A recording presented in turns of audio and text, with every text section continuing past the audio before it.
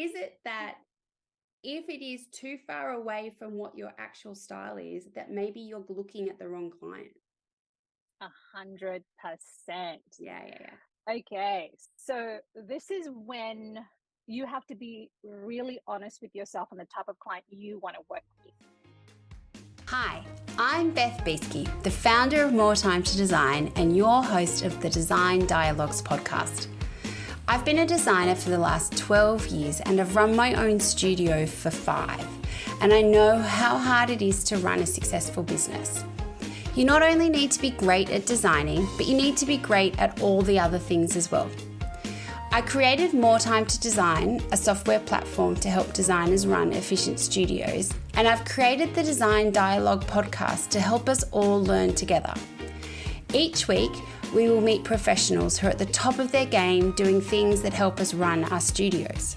We'll have conversations with social media managers, interior design mentors, copywriters, stylists, photographers, suppliers, and also designers who have been in the game for a long time and who have such a wealth of knowledge to share. I hope that each week you feel inspired and informed at the end of each of our design dialogues. So join me for the Design Dialogue podcast. Welcome to episode 2 of the Design Dialogues podcast.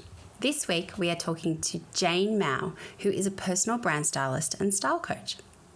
Before we get to the dialogue, I wanted to remind you about the 30-day free trial that we offer with More Time to Design. For those of you who don't know, More Time to Design is an interior design studio and project management software that will revolutionize the way you run your studio. Follow the links in our show notes to see how you can change your business today for the better. I loved this dialogue with Jane. I've known Jane for a while, however, I still learnt so much from her during this chat. I hope you enjoy this design dialogue. Hi, Jane. How are you? I'm good, Beth. Thanks for having me. Oh, This is such a treat. It's a pleasure to have you on the Design Dialogues. I've been really looking forward to this chat for a while, actually, because I really think what you do is so valuable for our industry, and it's most probably something that a lot of interior designers know about but maybe don't understand fully how much it could really elevate their brand. So I'm looking forward to a lot of gems coming out of today's conversation. I'm ready. I'm so ready for this. Okay, go. So I love to ask everyone, what can they see out their window today? So I know that you have a pretty special window that you're looking at the moment. Oh yeah. Oh yeah. As you can see by my background, Yeah. there's a whole lot of like leaves happening and vegetation. So I'm sitting here at Lost Lindenberg in Bali, Mm. and my view is of the ocean. There's waves crashing on the beach, like, wind blowing, and I'm sitting in amongst the trees because we're in a sort of like a tree house Oh. situation, and it's like, yeah, we haven't been able to leave the room. I think it was designed to keep you in.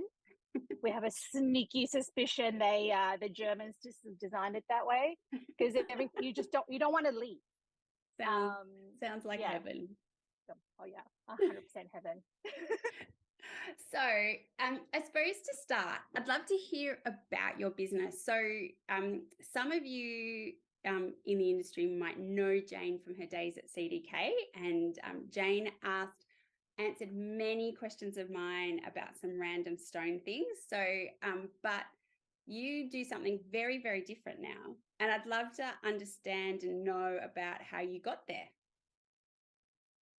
Oh yes, of course. I mean, yeah, we met at CDK, Yeah, and a whole lot of people who are listening to this yeah. would know me from CDK. And I tell you what, I'm like walking through the hotel right now, and I'm like, ooh, granite, quartzite, yep. That information never leaves you. Oh my gosh, never leaves them. Like, oh, yep, they've buffed the ends of that. That's nice with the mitre there. I'm like, yep. Honestly, that stuff never leaves you. So, yeah, I was kind of when you met me, Beth, Mm, I was taking a break from this world, yeah. and I had burnt out. I'd spent a lot of years in it, and yeah, I had been I I've been doing this for 16 years, a bit on the side, and then now back to full time And when you met me, I was kind of having a break and sort of rebranding my business because before CDK, I was working as like a fashion editor for Mind Food Style magazine. If you don't know, Mind Food is basically a magazine for people that love sustainability. We call it someone who's like green with lipstick. Yeah. Um, It's a great description. like, yeah, has like the Dior bag, but like loves to believe in sustainability. Yeah. So, we're like eco-friendly Yeah. and like chic, but we've got the latest luxury goods. So Yeah. that's the Mind Food. Yeah. So I travel the world, shooting in various locations like Argentina, through the States, producing that magazine. And then I moved to Sydney in 2015 from Auckland, New Zealand. And I just went, you know what? Like people just stop for a second. I need a break. I was burnt out. And so that's when I started sort of thinking, okay, what can I do with my skills and my talent to sort of make a difference in the world and help people?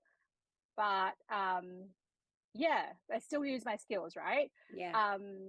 But go away from the whole magazine world where everything was just advertising focused. It was heavily dependent on like pleasing the advertisers, and sort of help like the normal human being. Yeah. But through my time at Mind Food, I had like a bunch of people on my personal styling books. And I never really saw myself as a personal stylist. So I was like, hang on, why are these people always coming to me? Obviously, they see my name in the magazine. Yeah. But at the same time, a whole lot of them had the same, like the same pattern. There were business people wanting me to tell them what to wear to like meetings, getting them to like show up and nail that interview, get the big client. I had like 5 people who still work with me now, like 10 years later. And yeah, I was just like, hang on, there's something in this. Yeah. And that's when you met me, I was rebranding to be a personal brand stylist because I was like, you know what, there's a whole lot of business people out there who don't know what they're doing, and then they're just showing up, not really thinking about what they wear and how that actually influences people's buying perception. Yeah. You know, so that's when, 5 years ago, I started rebranding, reworking my messaging, and here I am today, 2023, working out of Bali. Love it. Love it. On Zoom. Here we are. So you kind of touched on it there, and I think I know what a personal branding stylist is, but I would love, can you what's your elevator pitch definition of a personal brand stylist?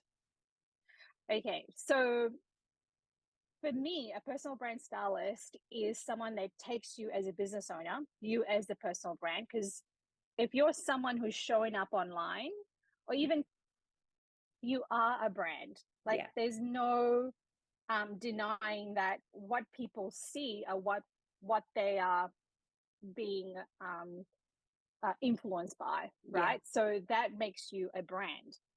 For me, it's about elevating what you wear so that perception meets reality, I suppose. Like people are buying into that perception of what you can produce. So as an interior designer, you're like, okay, so I want to work with clients that can invest a lot of money into their projects. So what do I need to look like for that client to believe that I've got what it takes to deliver on that project? Right. And I'm not saying go and buy a whole lot of Louis Vuitton and Chanel and deck you out in like because we don't want that client either, right? No. This is a certain client. I'm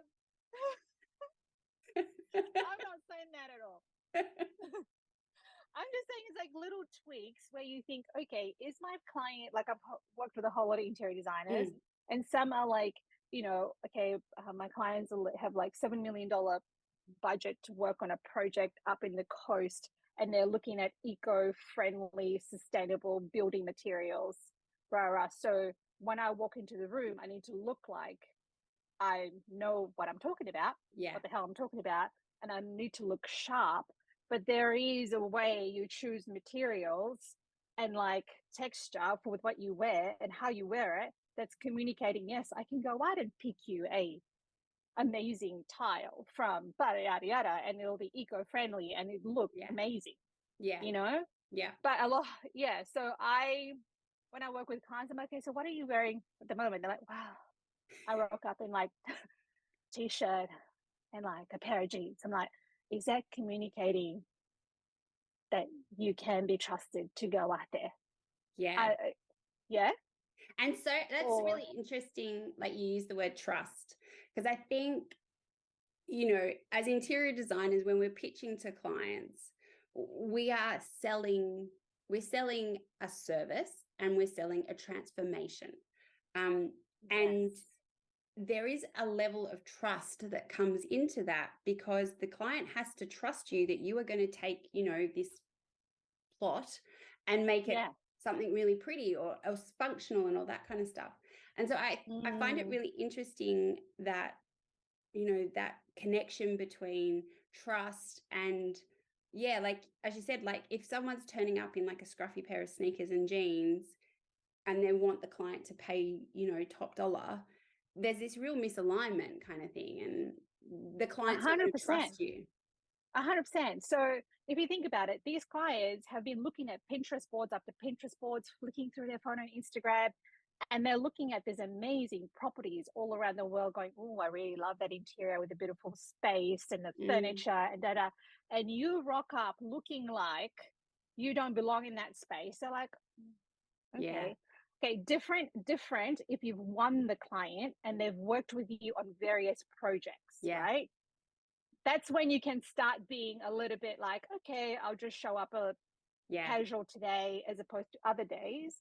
But when you're trying to win over a big portfolio, oh my gosh, what's to say that you are, I'm just going to drop some names here. Yeah. You're not competing with the likes of like Blaney North. Yeah. Yeah. Yeah. Right. So they're literally comparing you to Blaney North. Yeah.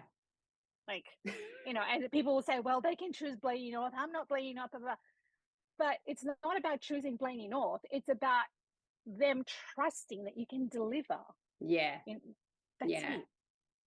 And how do you, because I think something as well that I find really interesting, like I really do think we live in such a brand is such a thing that we live in these days. Like, everything is a brand and everything, people are brands and all that kind of stuff. How do you really set that personal brand so that you look the part for whatever client is that you're kind of getting, but then maybe you don't completely lose yourself in that as well? Like, how do you mesh those two things together? Yeah. So Or, I feel or go on.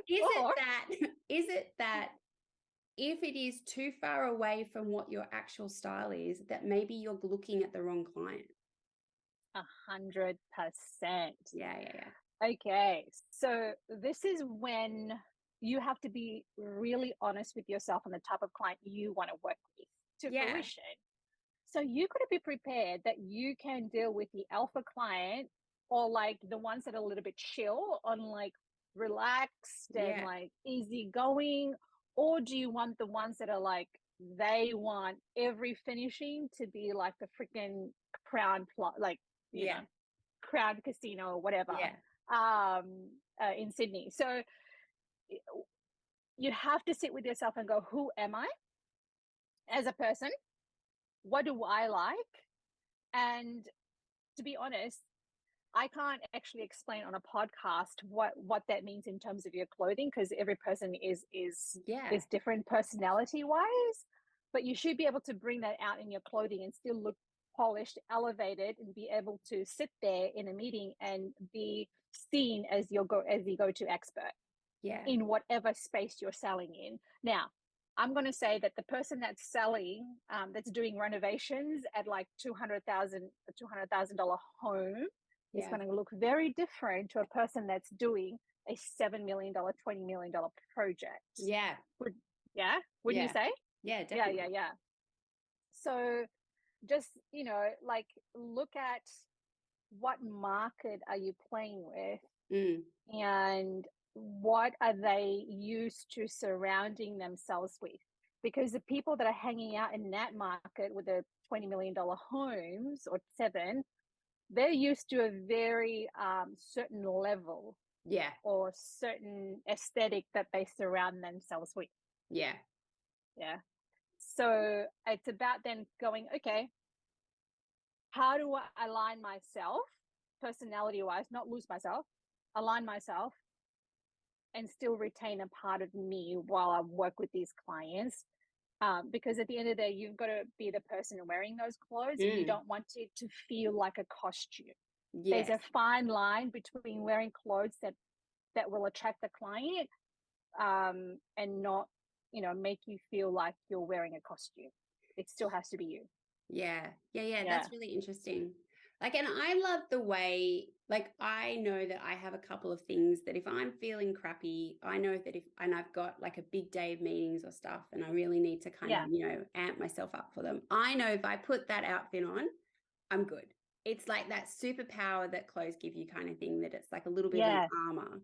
And I can imagine if you have done the work with like someone like yourself, you've got like, it just gives you more of that kind of thing. And it's like, it's that real energy that comes from it. That must be so helpful when you are building a brand and building a business kind of thing, because it's one thing for interiors to be beautiful, but if there's a mismatch with the person who's out the front, it just doesn't work. Yeah, 100%.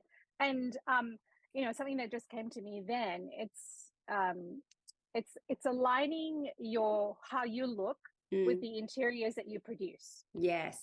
That's it. Yeah. Right. Yeah. If it's like walking into, I don't know, you know how you walk into like beautiful spaces and someone just sticks out like a sore thumb and you're like, I don't know what it is, but like, I feel like you don't belong here. Yeah.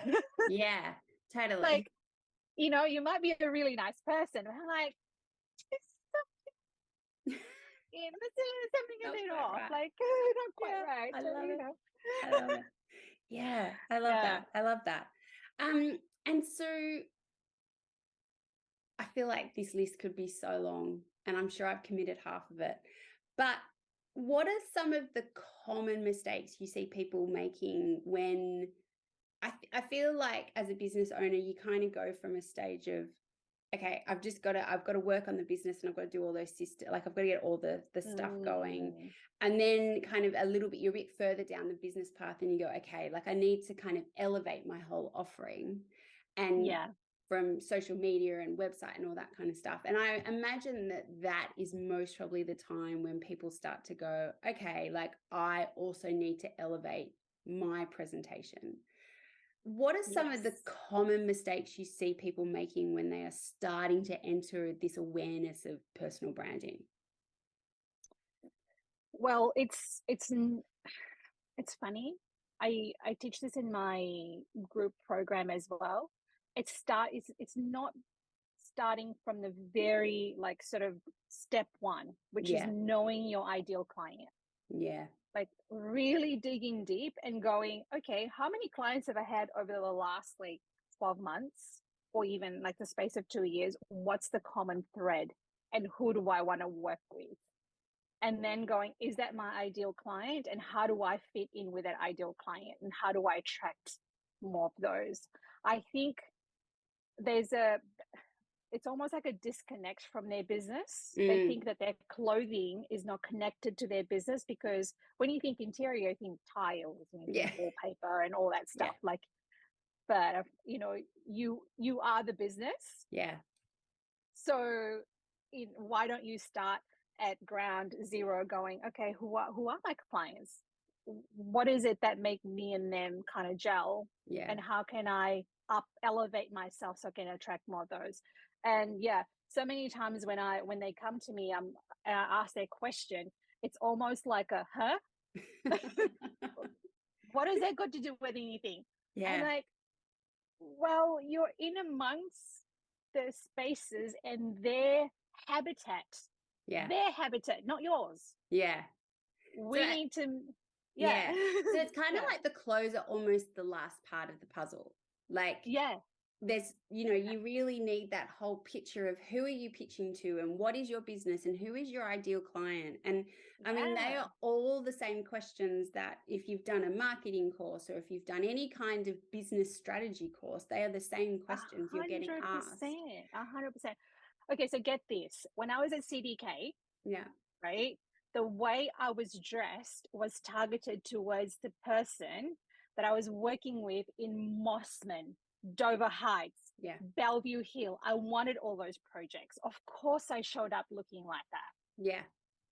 There was a way I was wearing stuff, and like I had my button-up collar, like I would have black and I even down to like my eyewear. I chose eyewear Yes. that was very specific. You remember that, Yeah, right? I do. I always thought of it almost as your uniform with the button-up Yeah. shirt. And yeah. But it was, I was doing it for a reason. I was doing it because I knew if I looked the part, those clients, those interior designers would trust me with my choice of stone Yeah, definitely. and like advising in the right direction because they would trust that I knew their projects Yeah. and Yeah. I had their best interests at heart, right? Yeah. So if I could do that, selling stone, Yeah. No. yeah, It's it all ties in. yeah, it's just, I mean, I find this so interesting. I suppose one of the things that and you kind of alluded to it before about how sometimes I think people, it's almost like they go too far down a path and it's like a costume and it's like, whoa, Yeah. like you are just, like, it's just not great. But like, how do you work with clients to, especially maybe someone who hasn't thought of themselves this way before, is maybe moving from, they've worked in a studio before and they haven't maybe been as client facing in that studio and they've taken the leap to step out into their own business. And now all of a sudden they really are the face of the business and they are client facing and all of that kind of stuff. How do you, can it be a bit of a journey with them to kind of go, okay, it is going to feel like a costume and it is going to feel a bit funny to start with, but stick with it and you will get there? Yeah. Oh my gosh. I've worked with those that've worked in like the big sort of studios where black is the norm. Yeah. Like you don't wear anything else. And if you wear anything that's not black, you are seen as the outsider. Yeah. But in their hearts, they love color. Yeah. And so I'm referring to a particular client that I've worked with that used to work for a very, very high-end design studio in Sydney, and their uniform is black. And so and so when I did this work with her, and she said, gosh, I love recommending color and recommending things to people that have more personality and texture. And I said to her, okay, let's go on this like exploration. It's always an exploration. And I think when I'm working with a client, it's a collaboration between me and them. Yeah. And my process is very much an immersion of like understanding what your business is. Again, when I ask about the ideal client and I ask about how much they want to make in the next like 2 to 5 years, what their projection is, they're like, you're just a personal stylist. Why the fuck? Like, why are you? Yeah. Why does this matter? Yeah. Because we need to like shift you in the direction so you can be a magnet, Yeah. And so, yeah, we go back to like getting into their closet and seeing where the patterns are. Because it's funny because I always say to people when I go through their closets, I'm like, you will pick up the things that light you up the most without you even knowing it. Yeah. So when I go through people's closet and I see a whole lot of linen, and I ask the question, why linen? And they go, well, I just love like, the natural weave and the texture. And then I look at their projects and it's very much beige with like linen texture. And I'm like, well, there's obviously, an alignment there. Yeah. Or, you know what I mean? You can always find an alignment with the person and what they choose. Yeah. So, yeah, I don't know if I've answered your question, but it's very much that like looking deep within what you've got already Yeah. and making like, yeah, finding the patterns. Like I feel, well, what is it that I call it? Yeah, like the stones, Yeah. the breadcrumbs. Yes. Um, Yeah. the breadcrumbs that'll give me clues as to who the person is connected to their project.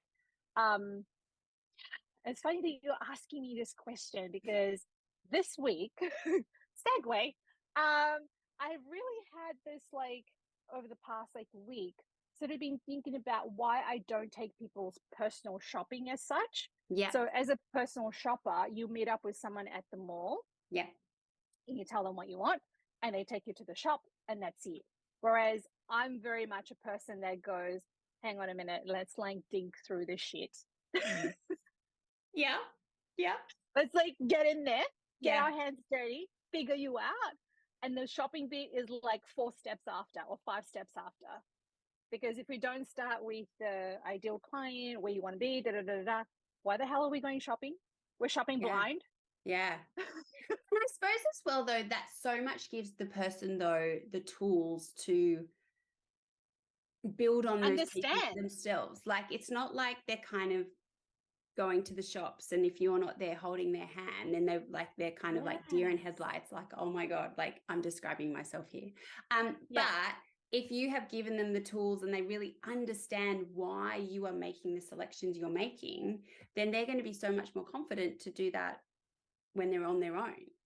100%. And that's Yeah. what you want from people. That's what you want to, as a, I don't know, I guess like now more than ever, I'm a stylist plus a coach as well. It's like giving you the tools so that even when I'm not there, you've become aware and it's become a habit. Yeah. Because as my clients always say, you're now in my head. Yeah.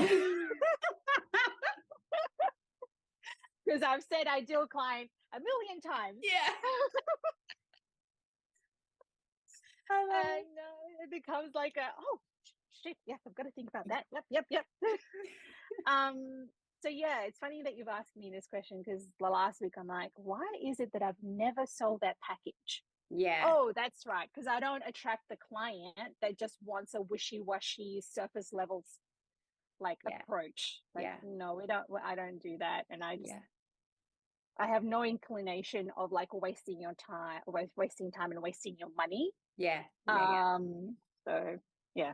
And so I see, like, as I said, I see so many similarities between like what you do and what interior designers do, because interior designers are so much about creating a space. Like it's not just about pre-finishes. There's context and how does the space feel and does it function and all of that kind of stuff. And like so much, like, I can imagine when you're working with someone, it's exactly that. It is like, there's context and it has to work. And, I couldn't say to you, well, Jane, I've got this a massive pitch for a $20 million project, but I also have to go and pick up the kids from soccer training. So can you give me an outfit that works for both?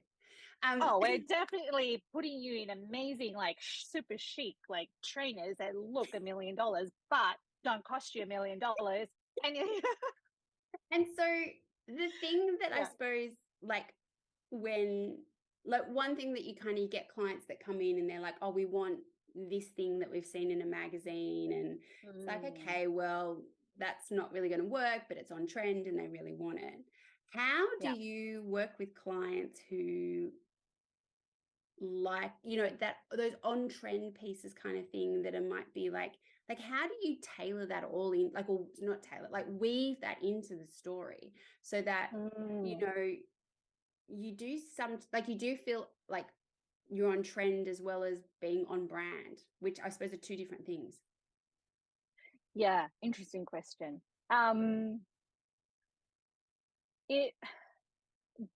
Trend is another thing, and having fashion pieces is good in some ways. I would say that like you almost need to have those. Are you actually buying into trend, or are you buying pieces that are classic, not classic, but they might be on trend now, but me as the same as you as a designer, when you're choosing finishes, you know that won't go out of date in the next 10 to 15 years. Yeah. Right. So it's about choosing the right things. I don't know how to communicate that to people unless you've worked with me or in my styling membership. Yeah. But, like, you're not giving away all the secret sauce. Yeah. I like, choosing the right pieces that, even me now showing up on Zoom with you. Yeah. Yes, you said to me, it will be recorded. I'm thinking, will this video content last for the next 10 years? Am I looking like I could just be now talking to you in 2023 and in 2033? So it's about weaving in, I guess, pieces that won't date. Yeah. And as a designer, what things will date, right?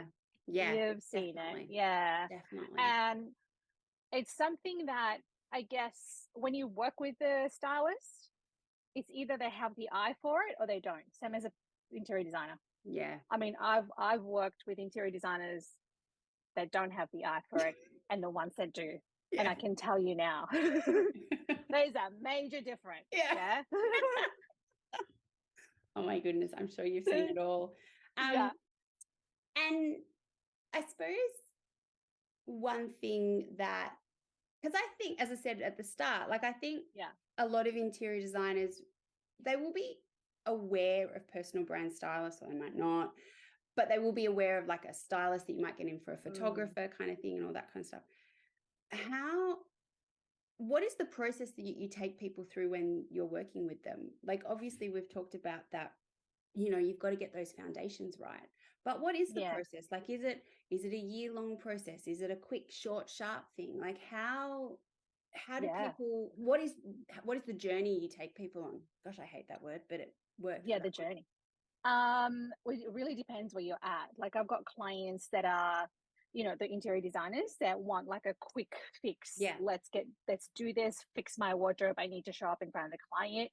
So, that could be a 6 weeks journey. Yeah. If you wanted to. And then, we're shopping at the 3rd, 4th week mark. Yeah. And I'm just putting together outfits for you and we're finishing off within 6 weeks. Mm-hmm. But there are ones where, things take 3 to 6 months or even a year, because they're so busy. They've got things going on in between those bits as well. Like, they're either showing up for speaking engagements where I have to source other things, or they're showing up for podcasts, or they've become this brand that's bigger than, like it's bigger than Ben-Hur. So that's when I'm really there as the curator of that brand. Yeah. And, you yourself might know some interior designers that do this, but definitely the ones, like, I work with a lot of business coaches that are, they're a big personal brand. And so they've got like photo shoots happening after photo shoots, content being produced. You're talking sales pages and Facebook ads, Instagram ads. So I'm always styling in between months as well. Yeah. So you're really a very integral part of their team. Yes. Funny that you say integral part of their team, because when I worked for Mindful Style as a fashion editor, one of the biggest things for me was being a creative director, directing the shoot in a certain way that when you're shot, like, even down to the lighting, the background that we're using, it's very much, I'm standing there directing the photographer to do a certain shot so it can be used for your sales pages. Instagram, LinkedIn. So I'm very much the brains behind photo shoots now for a lot of my business coach clients. Yeah. Wow. And how do you integrate into, like, so I'm thinking about, if you're pulling together a branding shoot, how do you work in, like, what other parts of their team do you work in with to go, okay, well, to work out what shots you need, kind of thing? Is that being driven by the client, or are these clients that have got, they might have marketing people who, you know, sales people who are creating the content for them. And so they're directing you saying, okay, well, Jane, we're going to need this, this, and this kind of look. It depends on the firm. Yeah. So it depends on the size of their business. So for example, when you're working solo, say you're not part, like if you're comparing yourself to someone like Smart Design Studio, we all know. Yeah. Yeah. You know, they've got a marketing team, a PR team, and yeah. you know, if I walked into that and I was, say for example, styling, what's his name? Is it William Smart? Will, right? Yeah. Of course, I'm going to be told by the marketing team that this is their brand vision and this is the way we're driving it. Yeah. But when you're a solo business owner, you don't have much of that team. I'm the person that drives that. So I will sit with you and go, okay, what is it that you want? Like, what's your vision? What client are we trying to attract? Same process as your wardrobe. Yeah. And I design the wardrobe to that. But I also go, okay, well, in that case, if you want the $20 million client, that we might need to be hiring a space that communicates that. Yeah. Yeah. Yeah. And so I plan out all the shots and it's a whole process of to and froming on Zoom going, this is how we're going to shoot it, landscape, portrait. And I very much sort of, I would say the photographer doesn't even have a hand in it. Yeah. When wow. I'm creative directing, because I say what the lighting should be. And, I do work with a photographer, but photographers don't like it when people don't have direction. Yeah. No, that's really interesting. Because it makes their life easier. Yeah, I feel like as well, like, you know, as we were talking about, like someone most surely is coming to you when they're maybe, I don't know, 2-3 years into their business and they've kind of gone, okay, we're over, you know, the initial chaos. Now we're getting to the point where we've got a few clients under our belt. We are most probably looking at going, okay, we're now moving away from, I will just say yes to whatever work is coming in the door because I have bills to pay, to starting to think about clients in a bit more of a strategic way and really working on defining who is my ideal client, where am I going, like, you know, do I want to move into those higher echelons of budgets? And, you know, that might not be where people want to go. You know, there is, I really think there's a sweet spot in terms of budgets. Like, I think, you know, bigger budgets sometimes just means bigger headaches.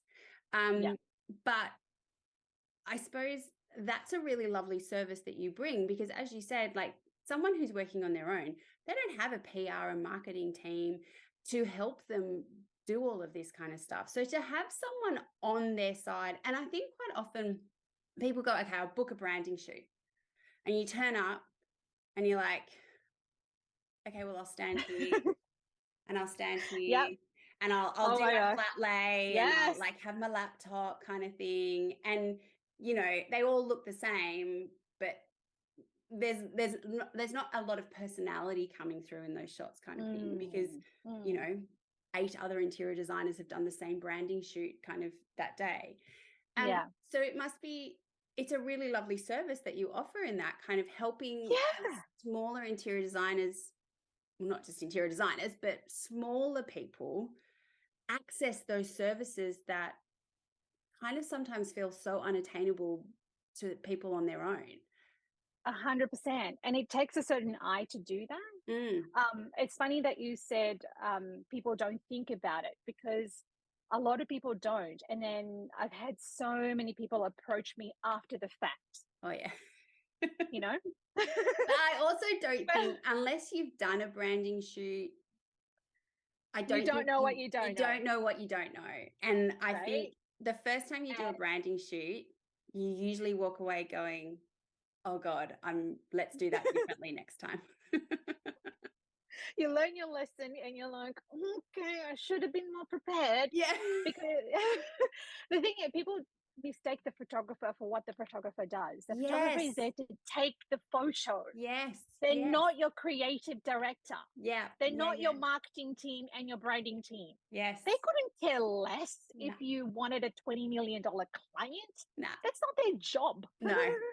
No, exactly. I mean, and it's the You know? same when you get your interiors photographed. Like some photographers will, give you a bit of direction or like, Yeah, but a lot of them, they're just like, where do you want me to take the photo? Okay, we'll do it here, kind of thing. Like there yeah. isn't that. Go. I think people don't realize that not all photographers are going to have that bigger picture in mind. Yeah. And also, if you are expecting that bigger picture, then pay for that. Yeah. Most of us are trying to cut corners, yet you don't understand what you get with cutting that corner. Well, It's yeah. like, And I think yeah, there's also a, what corners can you cut yeah, and which ones you really can't. Like, I think that is, yeah, and I think that's sometimes where creatives are their own worst enemy because they're like, well, I'm creative, so I'll be good. But yeah, I'll be good. I'm creative in an interior space. I Yeah, am not, my creativity doesn't translate to other areas, kind of thing. a And so I think 100%. sometimes interior designers fail to see the value that other creatives can bring them. Yeah, 100%. And even when I work as a team, when project managing, creative directing, I'm also asking the hair people, the makeup people, what Yeah. is your view on this? Yeah. And based on my experience, I know when someone can't deliver. Like, I Yeah. look at their portfolio, I'm like, you're really shitting me if you think you can do that work. Like, Yeah. yeah, it takes a kind of like a certain handwriting, only because I spent so long doing magazine work. Yeah. I know the caliber that it requires to shoot a certain way. Yeah. So when you're hiring someone, it's not about trying to just save you time and emotional, mental bandwidth. It's the experience they bring to the table Yeah. to make your brand look like the shit. Yeah. No, totally. Oh, so true. So, so true. And I you feel know, like this is just a conversation that I just, and it is hard. Like when in the oh, early days of your business, you don't have the massive bank balance oh, and, you know, photography and branding is something that, oh my goodness, you can spend so much money on it.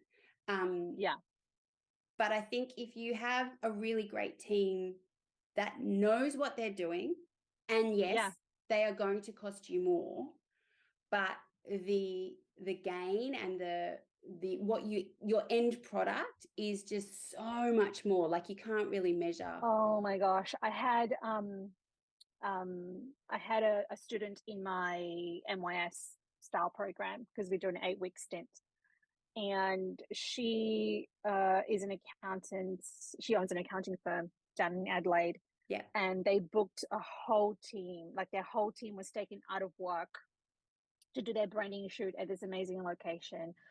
And I said to her, "Oh, how did you go? How in one of the calls, how did you go?" And her face just fell because not only did she take her team out of working, she also lost out on the photography that she thought would be delivered, like the end result, because she didn't know she didn't know how to communicate to the photographer. And of course, the photographer had the amazing portfolio, yeah, but you can look at someone's work and go, well, who was the team behind that? You don't yeah, know that someone like me was behind that, directing that, yeah, right? yeah, yeah, Yeah. yeah.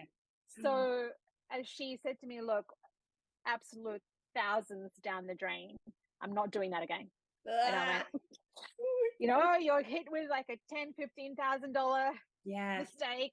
yeah, Couldn't you have done it right the first time? yeah. And look, I think something that I suppose as well, like it's not like you're making this investment. You don't need to make this investment regularly. Like if you do it Oh well, you really only need gosh, to do it once and a hundred possibly percent, refresh 3-4 years.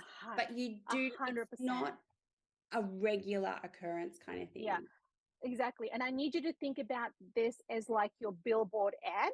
Yeah. When you're driving down the M1 and you see those amazing billboards, Yeah. that's the stuff that you're trying to create. And then the bits and pieces in between, the stuff that go on your Instagram, yes, they can be also be collected in amongst that branding shoot. But you can also fill those gaps in your Instagram by portrait mode on your iPhone. Yeah. But when someone comes to your website, or there's stuff that, if you're, gosh, podcast is a massive thing these days, or if you're on YouTube, if you wanted to really build that personal brand and make people want to buy into you, that banner, that billboard needs to scream. Yeah. You're like, what you're talking about. Yeah. Yeah. Yeah. So I always say to people, it's your hero pieces. Yeah. Yeah. It's the stuff you want pushed out there into the world. Yeah. Yeah. I could go on all day. Do you have all day, Beth? No, I was kind of like, I think it's like, that, people like, so many people these days talk about content and they're like, well, it's social media. And it's like, well, actually, no, social media is only part of it. Like, content is so much more from that. And if social media is driving your content, then you're a bit off. And it's kind of like this as well. Like, if you are creating images for social media, then you're missing the mark. Like, there's so many bigger things that you need to be picking from and making sure you're getting right. Oh my Social gosh. media is part of that, but yeah. And and social media is so many different avenues. You've got the podcast, the YouTube, the TikTok, and whatever. But even there's so much more than that. Even if you were to go and speak at someone's event, or say Adidomus suddenly came to you and made, hey Beth, we'd love you to come and speak at our our guest night or our VIP night as our main designer. What is making Adidomus want to approach you? Yeah. Yeah, exactly. Because they obviously see the brand alignment there, right? They believe that you've got the client that's going to buy all their freaking stone. Yeah. Yeah. That was a good analogy. Awesome. I think in a way, I feel like a little bit like sometimes with this kind of stuff, you have to jump off the cliff. Yes. And know that you kind of got to believe in yourself and believe in it, that it's going to feel uncomfortable while you're in between the two. But when you land, it's going to be amazing and you're really going to see the payoff in it. Like your brand is just going to explode. But yeah. I mean, gosh, I've got clients that do, okay, you don't have to do this. This is like the other side of the spectrum. They do, their personal branding hero shoot every year. Yeah. But it's driving that 7-figure mark. Yeah. It's a very different client. So if you see me posting the same client year after year, and it's a different business type, business. It's very much driving that sales, because they're trying to attract more and more and more, and they've got the team and they're building the team. So it really depends on where you're at with your business and how far you want to push it. Because at the end of the day, you've got to make sales. Well, that's the thing. Ultimately, you do need someone to pay you. And without money coming in, and without selling yourself and selling what getting people to buy into you, there is no business. It's just a hobby. It's just a hobby. And I suppose I always think of it like this. Like, I know sometimes people think, oh, it's just going to be so much money, I won't do anything. And I suppose I'm always like, well, how about, is there something small you can do? And do that. And then when you have a little bit more income coming in and you have a little bit more, cash flow, maybe do something, the next step kind of thing. Like, I always think when it comes to this kind of things, it's not black or white, everything or nothing. I think, it can be small and incremental. Work in progress is what I say. Work in progress. Definitely. So, I mean, just before I came to Bali, I was working with a property investor, and she was the same. She's just left a big firm, and now she's out on her own. She's just invested in a company to do the website, and she could only afford 2 hours of my time. So I work with people in that way where I'm literally telling you what to wear. I'm like, okay, this is that. In your wardrobe right now. So I'm coming in, we work with whatever you have. And then next time, when you're able to afford me to do the whole shebang of the client, then we can do that. Yeah. But it's about taking it like one step at a time, Yeah. because sometimes it can be very overwhelming. Yeah. Yeah. Yeah. Yeah. Gosh. Oh my Yeah. goodness. Wow. So many good things. So many like good things. I can come back, Beth. I can Yeah, come back. perfect. We'll have series like part 2. Part two. So Jane, what are you looking forward to in your business in the next 12 months? I think I'm just like, I haven't even gotten started. Yeah. Oh, People that's say, awesome. yeah, That's such an exciting place to be.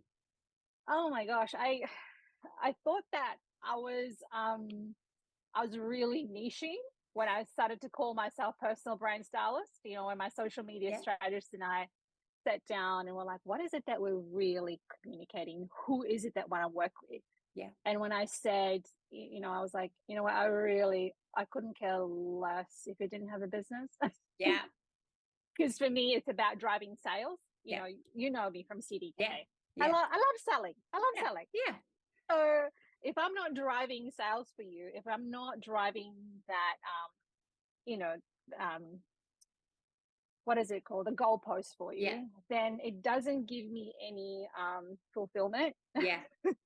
And so I think I'm just getting started in terms of like educating people in terms of what a personal brand can really do for you. And if Yeah. you really know how to build it and tweak your image in a certain way that people believe in what you're saying, oh my gosh, you're going to become very unstoppable. Yeah. So for me, in the next, like, I guess I'm looking at only the next 2 years is getting in front of more people, more podcasts. I started thinking today, I'm like, I really need to be on a podcast every week. Like, how cool would that be? Yeah. Yeah. Yeah. I mean, it's just Zoom, like an hour of Zoom. Totally. But, I just think podcasts, I reckon it's the media, the form of media that I consume the most of, because I listen to it while I'm doing other stuff, and it's just, I feel like it's such a great medium. Oh my gosh. And, I myself listen to a lot of podcasts, especially business podcasts, and I'm doing it while I'm doing the dishes or I'm just doing stuff around the house. Yeah. And so what do we do as a designer to get you on more podcasts? Because more and more people are spending time on these platforms, especially the people that have a lot of money to drop in their interior. They're hanging out on these big podcasts. Yeah. How do we get you in front of those people? Are you looking like the person that can be invited to this podcast? Because I was just saying to Beth before we jumped on that, like, I've now been, I didn't tell you, but this morning as well, I got invited to another personal brand podcast over in the US. Awesome. That has a lot of coaches on it. Awesome. And it came off because I'm talking about personal style and personal brand, and I'm looking like I can deliver on speaking to that level of CEO. Yeah. So, so much can be done. Oh my gosh, if you only knew what clothes can do for you. I love it. I really love it. No, I think it's something that we are definitely, I mean, you alluded to it before, but I think we're mostly a little bit slow on the uptake here in Australia. But I do think it's something that we, especially when we work in an industry that is so visual, like ultimately we are making, like, it is so visual. So it just seems like such a natural fit that us as a brand will also look the part. So, Yeah. And it amazes me how people don't sort of put the two and two together. Yeah. No, I know. Yeah. You're literally putting stuff on your website so that it gives the visual clues that people can invest in you. So why don't you put why don't you look the part as well? It's like double whammy. Yeah. Oh gosh. Oh wow. You've got lots of work. You've got years of work ahead of you, Jane. You'll be fine. I'll be writing a book soon. I'll be like, I love it. And so how can our community connect with you, work with you, follow you, all of that kind of stuff? Oh my gosh. I am massive on Instagram. Yeah. I only have, a certain number of followers because I'm constantly looking at my followers, deleting them, removing them. Because if you look like someone from like Muhammad from India, like, you're not going to, like, come on. Yeah. I don't want you as the follower. I want my content to be seen by the right people. Yeah. So come and hang with me on Instagram. Yeah. My handle is Jane Mow, Yeah. stylist. So if you know, and of course, if you go onto this podcast, there'll be links and we'll whatever. have all the links in the show notes. But yeah. Yeah. So yeah, that would be the best place to kind of suss out. Yeah, perfect. My vibe. Yeah. And on your website, do you have I know you have all the ways people can work with you. So you run a course and also your personal sessions. Yeah. I'm currently updating my website, but so it's very much in a development stage. Yeah. Best to book a call and we can talk about various ways we can work together. Like I think Beth was saying, you can either start small or you can take the big kahuna. The big kahuna and just jump in. Love it. I love it. I love it. Yeah. Oh, perfect. Jane, I have loved this dialogue. I could talk to you for hours, but I've got to let you get back to beautiful Bali and enjoying your, what is it? Your technology nomad? That's not right. Oh, digital nomad. Digital nomad. Working out of my laptop. I love it. I love it. But yeah. So thank you so much for joining us. And I will link to all of your things in the show notes. So thank you so much, Jane.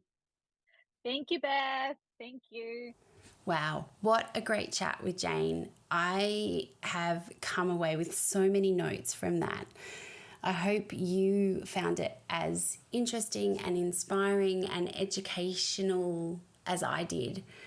I think one of the things that stood out for me was how your brand and how you show up is so important in attracting the right client. And it's really, you know, as much as we talk about how we have to sell the transformation, we also have to sell ourselves. We have to show our clients or our potential clients that we are going to be able to deliver on what we say we can and that we can transform their space. And so much of that comes down to first impressions and how we are with them. So, oh my goodness, so many gems out of that conversation with Jane, and I really hope that you found it as interesting and inspiring as I did.